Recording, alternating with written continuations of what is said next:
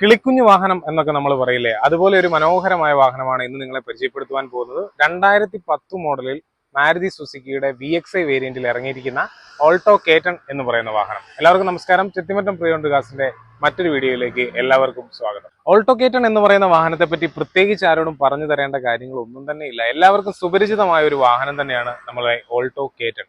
മാരുതി ഇറക്കിയതിൽ വെച്ച് ഏറ്റവും കുറഞ്ഞ മെയിൻ്റെനൻസ് കോസ്റ്റിൽ നമുക്ക് മുൻപോട്ട് കൊണ്ടുപോകാൻ സാധിക്കുന്ന ഒരു വാഹനം തന്നെയാണത്.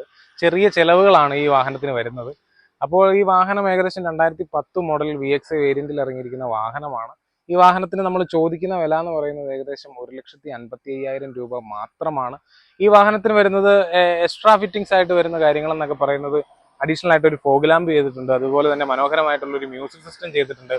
VXi വേരിയന്റിൽ ഇറങ്ങിയിരിക്കുന്ന വാഹനമായതുകൊണ്ട് തന്നെ ഈ വാഹനത്തിന് അഡീഷണൽ ആയിട്ട് 2 ഡോർ പവർ വിൻഡോ ഈ വാഹനത്തിനുണ്ട്. അതുപോലെ തന്നെ ഈ വാഹനത്തിന്റെ ബോഡി ക്വാളിറ്റിയിലേക്കൊക്കെ പോകുമ്പോൾ നമുക്ക് മനസ്സിലാവും മനോഹരമായി മെയിൻറ്റെയിൻ ചെയ്തിട്ടുള്ള ഒരു വാഹനമാണ്.